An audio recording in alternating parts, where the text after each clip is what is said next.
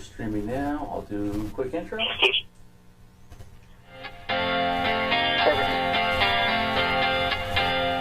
It's time for Clubhouse Chatter. Here's Norm. Well, good morning, know-it-alls, and live from blustery and rainy the Eola Hills. Is that where we're at, Brian? That's the right. Eola Hills outside of Amity, Oregon. And I have a special guest. Played for the Chicago Cubs 2005, and he was a 2012. Was it the Florida Marlins then, or was it the Miami Marlins at that time? Miami Marlins. All right. And he played at North Carolina and played on the Israel 2013 World Baseball Classic qualifier. Mr. Adam Greenberg. Adam, how you doing? Doing great, Norm. How you doing? I'm doing pretty good. So Adam is one, it's kind of a dubious honor, is one of two players in Major League history to be hit in their only Major League plate appearance without taking the field. Hey, do you know who the second guy is? Fred Van Dusen. Yes, indeed. 1955 Phillies. What do you remember about that day? Well, I remember it was supposed to be the greatest day of my life. Opportunity to get called up and play for the Chicago Cubs, and I was in the major league. So I was there to unpack my bags and keep them unpacked, and hopefully have a nice long career in the major leagues with the Cubs. I don't remember too much about the morning, to be quite honest, leading up to the game. But I sure remember being in the dugout and getting a call from Dick Pohl, the bench coach for the Cubs, and told me I was pinch hitting, and it was the ninth inning. I remember vividly grabbing my helmet, having my batting gloves on, and my bat in my hand already, and just ready to get my name in the books and start hoping to help the Cubs win some games. And then the pitch. Yeah, then the pitch. So I stepped in the box. I told the umpire I was pinch hitting for the pitcher. I kind of looked in the outfield. I saw Juan Pierre shaded over to the left side of second base, left field side of second base, and there was a left-handed pitcher. His name was Valerio de los Santos, and I didn't really know much about him. Never really got a scouting report or anything. I just knew he was a tall, hard-throwing lefty. And I got in the box, and I was really looking for a pitch right down the middle. And unfortunately, it was a 92-mile-an-hour fastball that kind of got away from him, and I didn't have much of a chance to get out of the way, and it clocked me right in the back of the head. Now, how did that, what kind of impact, I mean, obviously, it took a while for you to get back to the majors. How did that impact your career? It was a tough blow. Mainly because I ended up with positional vertigo for about 2.5 years, which basically throws off your equilibrium. I was kind of chronic headaches, and probably the biggest, more important part for making it difficult to play at that level was I found out my vision, my alignment was off. So between the positional vertigo and my eyes not working together properly, hitting is one of the most difficult things in sports to do anyway. Right. So not having my eyes converge and at a contact point, it was a real challenge. So in 2006, the year after I was injured, I hit 209 for the season, and I was a career 295, 300 hitter. So it was a really, really tough go of it for a couple of years. Right. So you played on Israel's 2013 World Baseball Qualifier. You know what? I've had the chance to talk to quite a few guys off that team, and that team is loaded with characters. I mean, you got one of my favorites with Cody Decker, who thinks he's Batman. What was it like playing with those guys? It was a really, really unique experience for all of us. Once we got together and we were all in Florida at the complex. I mean, we just got along so well. We hit it off, and we had a mission. We had a goal to really kind of make a statement and try to make it to the Classic in the spring. But it was just a really, really cool experience. Like you said, there was a lot of characters, and we had a great leader, obviously, in Brad Ausmus, who was the manager. Sean Green came out of retirement and was a player coach. Gabe Kapler was one of the coaches, and with all the talent and all the kids from Israel that came over, it was just, like I said, it was just an amazing experience altogether, and it was just very, very unfortunate and disappointing that we weren't able to beat Spain in that championship game. And I believe it was 9-7. Did that one go extras, or was it lost in the bottom of the ninth? No, it was an extra inning game. It was a marathon. I think it was close to 5 hours, Wow. something like that. It was a long game, and it was Sunday night, and it was just it was a devastating blow for all of us because we really wanted to like I said, make a statement and keep going and keep playing in the Classic. So I keep in touch with the king of Jewish baseball, Nate Fish, and I'll tell you, I am a fan of Israel baseball, and Israel baseball is up and coming. How do you think they qualify in 2017? I mean, I really believe they will. I mean, it was we should have qualified in 2013. Right. So I think with the talent level that's out there, and I know the heart and the passion and the energy that they're putting into the team, it'll be some new names, obviously, but I believe that they'll qualify for sure and get that opportunity. Yeah, there's some good talent. I mean, Cody Decker. You had Shlomo pitching, who I've talked to a couple of times, and I don't want to. I think it's Lipwitz, is it? Yeah, Shlomo Lipwitz. And he's got to be like one of my favorites as well. Just a character, And then you had, up and comers. I think Sam Fold was a part of that team. Was Sam part of that team? Sam was going to join if we made it. He was a lot of the big leaguers were still playing. It was kind of either during the season or right towards the tail end of the season for them. So to go out and play in the qualifying tournament, no teams were really excited to have their guys do that. But I mean, we had Jock Peterson, who's an up and comer with the Dodgers. Yep. I mean, there was a lot of talent. Nate Fryman, who ended up getting Rule 5 and got to play in the big league last year.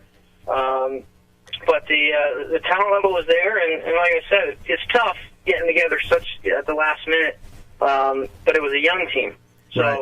With that much more, a few years later, that much more experience with a lot of the same guys, I think it'll be really good.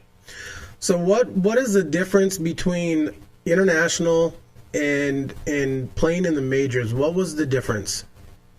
I mean, it was a really short tournament, so it's hard for me to really go out and say too much in comparison. Baseball is baseball. When you get between the lines, you got to throw the ball 60 feet 6 inches, and you got to run 90 feet in each base. So the balls were pretty much the same. It wasn't much different. The only thing that really, from an emotional standpoint, is there's a lot more riding on it because you're doing it for your team, your teammates, but also you have a country that's rooting for you. So that's a little bit different where it's individual cities or fans of that team. Having that kind of on your shoulders is really exciting, and it motivated a lot of the guys. That's why I'm saying we bonded so well because we all wanted to do something for ourselves, our teammates, and the country of Israel. Right. So let's change gears here a little bit. And you are a CrossFitter. How did you get involved with CrossFit? Well, I had shoulder surgery a few years back in 2009, and I had my shoulder in a sling, and I was walking my grocery cart through the grocery store, and a buddy of mine who's a chiropractor stopped me, and I hadn't seen him since we played ball together when we were 16 years old, and he said, "I have the perfect workout place for you to go," because I was back home in Connecticut. And he said, you get to do Olympic lifting and drop the weights, and he was speaking my language because, as you said, I went to UNC Chapel Hill, and when I was there, that's how we got better. We did Olympic style lifting, we did power explosive movements, and when you go to a lot of gyms, you can't do those kinds of things. Right. You're not allowed to drop the dumbbells or the barbells or So he was, like I said, he was speaking my language. I went over there, and I needed to kind of do some rehab and get myself healthy for the next season. And I went to Shoreline CrossFit in Brantford, Connecticut, and the owner, Dave Plumet, introduced himself to me, and I was watching these classes, just like I said, loud music, picking up weights and dropping them, and doing the circuit training type stuff, and it was exciting. So I got into it back in, I guess it would be 2010 in December, or I'm sorry, in January. And ever since I've just been hooked. So it's been awesome. And if you want a good butt kicking, definitely check out your local CrossFit box. I did CrossFit for a couple of years out here in McMinnville, and I'll tell you what, it's different than your gym. It's a family environment. Like I say, if you want a good butt kicking, check out CrossFit. Now, you're also involved with Lurong Living? Yeah. Lurong Living, Lurong. And it's a nutritional company I started, honestly, right about the time that I started CrossFitting. I had torn my shoulder diving for a ball in center field and ended up with a 90% rotator tear. And my kinesiologist had introduced me to this product. It was Velvet Deer Antler. Mm-hmm. And I started taking it. It's a natural whole food. That's everything that's in the antler is everything your joints, cartilages, and bones are made up of. And it's also a natural anti-inflammatory. So I was able to play 4.5 months of the baseball season with a 90% rotator tear. And all I was doing was taking the product. And at the end of the season, I stopped taking the product, just like, as you know, if you're CrossFitting, you're probably going to take a protein shake after you work out. So as part of my regimen, the season ended, and I stopped taking the Lurong, and I couldn't lift my arm past 90 degrees. I was waking up in the middle of the night with excruciating pain, and that was the time that my orthopedic surgeon, I did get an MRI, and he called me up, and he told me I had my rotator cuff was hanging on by a thread. Wow. And it was really an eye-opening experience for myself and then my orthopedic when I told him what I was taking. So it really, my company started out of my own personal benefits from a whole food nutritional source. And what I wanted to do was build a brand and educate people around all natural type remedies that can nutritionally improve the quality of somebody's life. Right. So I didn't start a company and just try to hawk a product. I have an emotional attachment to it. I've taken it every day for the last 5 or 6 years. My orthopedic surgeon actually promotes it to his patient population with anything from rheumatoid arthritis to osteoarthritis to tendinitis to any sort of post-op or recovery. And also, it's just an everyday nutritional source to avoid the arthritis and get rid of inflammation in your body to help you recover faster and just live a better quality of life. So, like I said, I'm very passionate and emotional the same way that I am when I go out and play ball. It's just it's exciting to be able to help people and really do it the right way. And do you have a website where we could find that at?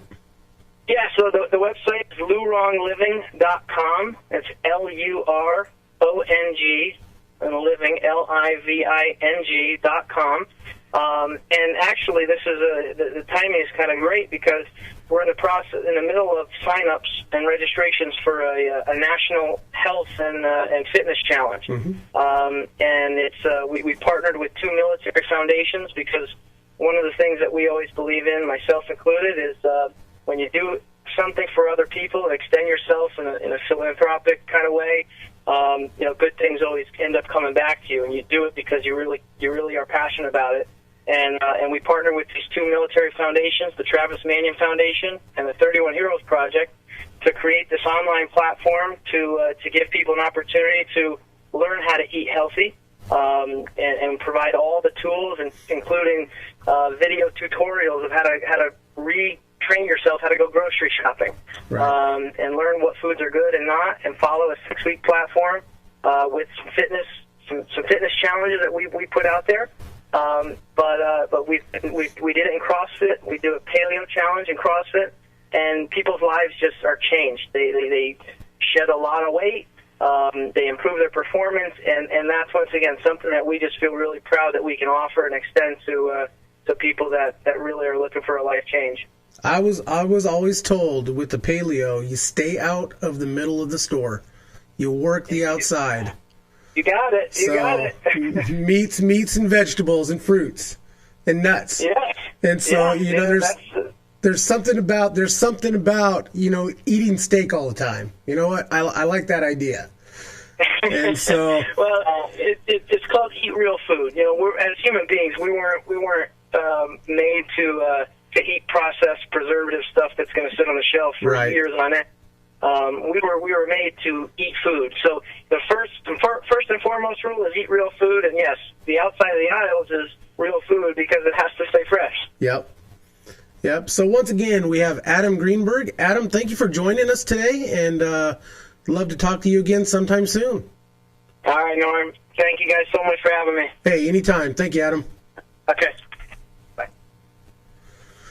So that was Adam Greenberg, and stay tuned. We got another show coming up. Hey, I got something to say. So my shirt, baseballism.com is a sponsor now, and they've given me some swag, and they have given me a code to where you could go to their website at www.baseballism.com, and you enter the code and you get 15% off of merchandise.